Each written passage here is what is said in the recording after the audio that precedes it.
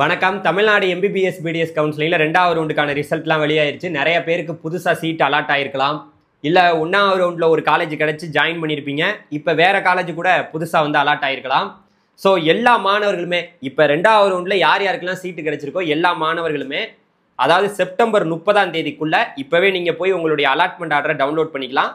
Download பண்ணிட்டு September 30ஆம் தேதிக்குள்ள காலேஜில் போய் ரிப்போர்ட் பண்ணணும். டியூஷன் ஃபீஸை நீங்க ஆன்லைன்ல பே பண்ணிட்டு யார் யாருக்கெல்லாம் புதுசாக சீட் அலாட் ஆயிருக்கோ அவங்க எல்லாருமே டியூஷன் ஃபீஸை பே பண்ணிட்டு அலாட்மெண்ட் ஆர்டர் டவுன்லோட் பண்ணிட்டு காலேஜில் போய் ரிப்போர்ட் பண்ணிக்க வேண்டியதான். 1வது ரவுண்டில் ஒரு காலேஜ் கிடைச்சி ஜாயின் பண்ணியிருந்தீங்கன்னா அந்த காலேஜில் போய் நீங்கள் இப்போ கிடைச்சிருக்க சீட்டை அந்த காமிச்சு அந்த சர்டிஃபிகேட்லாம் வாங்கிட்டு அடுத்து வந்து பார்த்தீங்கன்னா இப்போ ஏதாவது நியூ காலேஜ் அலாட் ஆயிருந்துச்சுன்னா அங்கே போய் நீங்கள் சொல்லணும். எப்போ? செப்டம்பர் 30ஆம் தேதி ஈவினிங் 5 மணிக்குள்ள.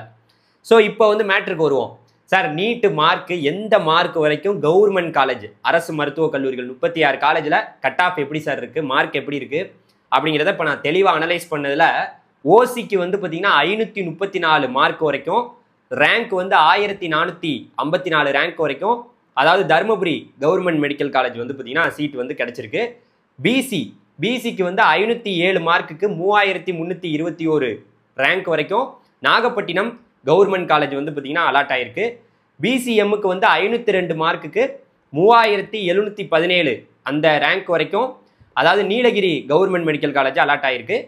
எம்பிசிக்கு வந்து பார்த்தீங்கன்னா 494 மார்க் வரைக்கும், அதே போல் ரேங்க் வந்து பார்த்தீங்கன்னா 4417 ரேங்க் வரைக்கும் நீலகிரி கவர்மெண்ட் காலேஜ் வந்து பார்த்தீங்கன்னா அலாட் ஆயிருக்கு. எஸ்சிக்கு வந்து பார்த்தீங்கன்னா 439 மார்க்குக்கு 10,584 ரேங்க் வரைக்கும் நீலகிரி கவர்மெண்ட் காலேஜ் வந்து அலாட் ஆயிருக்கு. எஸ்சிஏக்கு வந்து பார்த்தீங்கன்னா 396 மார்க் வரைக்கும் 15,895 அந்த ரேங்க் வரைக்கும் வந்து பார்த்தீங்கன்னா Nagapattinam government medical college allot ஆயிருக்கு. எஸ்டிக்கு வந்து பார்த்தீங்கன்னா 397 அந்த மார்க் வரைக்கும் 15,768 ரேங்க் வரைக்கும் Ramanathapuram government medical college allot ஆயிருக்கு. இது எல்லாமே கடைசியாக கிடைச்ச மார்க்கு, நீட்டு மார்க்கு, கடைசியாக கிடைச்ச ரேங்க்.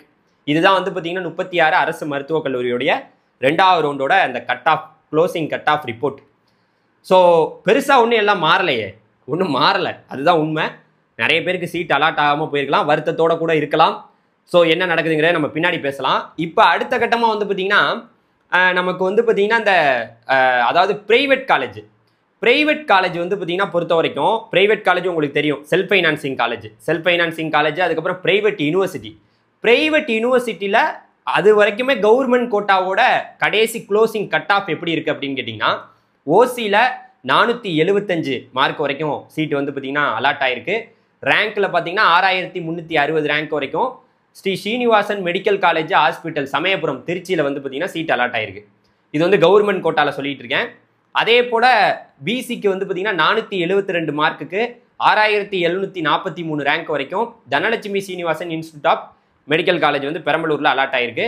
அதே போல் பிசிஎம்ல 468 மார்க் வரைக்கும் 7,119 ரேங்க் வரைக்கும் ஸ்ரீ வெங்கடேஸ்வரா மெடிக்கல் காலேஜ் வந்து பார்த்தீங்கன்னா பிரைவேட் யூனிவர்சிட்டி நமக்கு வந்து சென்னையில் வந்து அலாட் ஆயிருக்கு.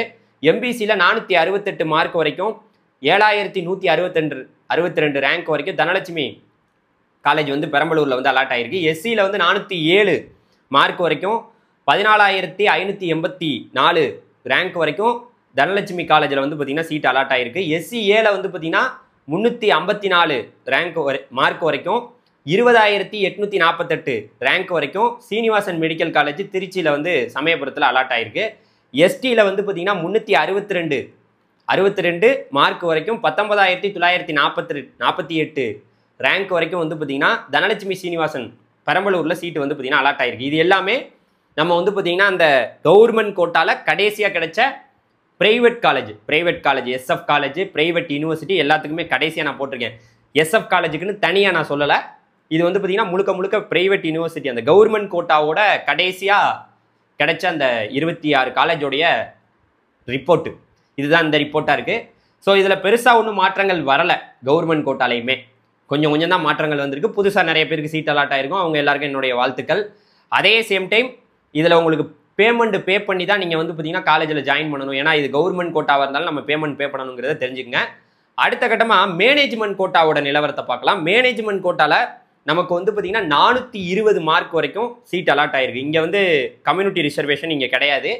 ஸோ ரேங்க் அடிப்படையில் பார்க்கையில் 6351 ரேங்க் வரைக்கும் நமக்கு வந்து கன்னியாகுமரி மெடிக்கல் காலேஜில் வந்து பார்த்திங்கன்னா சீட்டு வந்து அலாட் ஆயிருக்கு.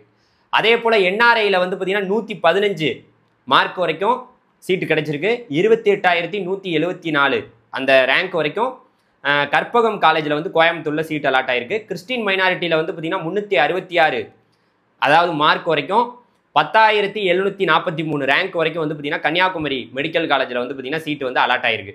அதே சேம் டைம் தெலுங்கு மைனாரிட்டியில் வந்து பார்த்திங்கன்னா 190 மார்க் வரைக்கும் 24,226 ரேங்க் வரைக்கும் ஸ்ரீனிவாசன் மெடிக்கல் காலேஜ் சமயபுரத்தில் வந்து பார்த்திங்கன்னா திருச்சியில் வந்து சீட் அலாட் ஆயிருக்கு தெலுங்கு மைனாரிட்டியில். மலையாள மைனாரிட்டியில் வந்து பார்த்திங்கன்னா 116 மார்க் வரைக்கும் 28,144 அந்த ரேங்க் வரைக்கும் Sri Mookambika institute of medical காலேஜில் வந்து பார்த்திங்கன்னா கன்னியாகுமரியில் சீட் அலாட் ஆயிருக்கு. சிஎம்சி மைனாரிட்டி நெட்வொர்க்கில் வந்து ஒரு சீட்டு அங்கே வந்திருந்தது. அதில் பார்த்தீங்கன்னா 147 மார்க் வரைக்கும் 26,738 ரேங்க் வரைக்கும் நம்மளுடைய சிஎம்சி வேலூரில் சீட்டு வந்து பார்த்திங்கன்னா எம்பிபிஎஸ்க்கு அலாட் ஆயிருக்குங்க. இப்போ நான் சொன்னது முழுக்க எம்பிபிஎஸ்க்கு. இன்னும் நம்ம பிடிஎஸ்க்கு நம்ம வந்து கட் ஆஃப் வந்து க்ளோசிங் கட் ஆஃப் நான் பார்த்து பொறுமையாக சொல்கிறேன். 7.5க்குமே நம்ம வந்து சொல்லுவோம். 7.5 ரிசர்வேஷனில் எவ்வளோ கட் ஆஃப் வரைக்கும் வந்து சீட்டு என்ன ரேங்க் வரைக்கும் அலாட் ஆயிருக்குன்னு சொல்லுவோம். இப்போ நான் உங்களுக்கு தெளிவாக சொல்லிடுறேன். மாணவர்கள் யார் யாருக்கெல்லாம் இந்த 2வது ரவுண்டில் சீட்டு புதுசாக அலாட் ஆகிருக்கோ அந்த மாணவர்கள் எல்லாருமே பேமெண்ட் வந்து பே பண்ணி அதுக்கப்புறம் தான் அந்த அலாட்மெண்ட் ஆர்டரை நீங்கள் டவுன்லோட் பண்ண முடியும். ஸோ இதில் வந்து பார்த்தீங்கன்னா இந்த SC SCA ST converted Christian அப்புறம் இந்த மாணவர்கள் ஆண்டுக்கு 2.5 லட்சம் வருமானம் குறைவாக இருக்கக்கூடிய மாணவர்களுக்கு அவங்களுக்கு வந்து பார்த்தீங்கன்னா விலக்கு அளிக்கப்படுது. அவங்க வந்து பார்த்தீங்கன்னா ஆட்டோமேட்டிக்காக அந்த பேமெண்ட்லாம் பே பண்ணாமையே அலாட்மெண்ட் ஆர்டரை டவுன்லோட் பண்ணிக்கலாம். இருந்தாலும் ப்ரைவேட்டில் உங்களுக்கு சீட் அலாட் ஆகியிருந்தாவே அது கவர்மெண்ட் கோட்டாவோ இல்லை மேனேஜ்மெண்ட் கோட்டாவோ ப்ரைவேட்டில் அலாட் ஆகியிருந்தால் கண்டிப்பாக நீங்கள் பணத்தை ரெடி பண்ணிக்கோங்க.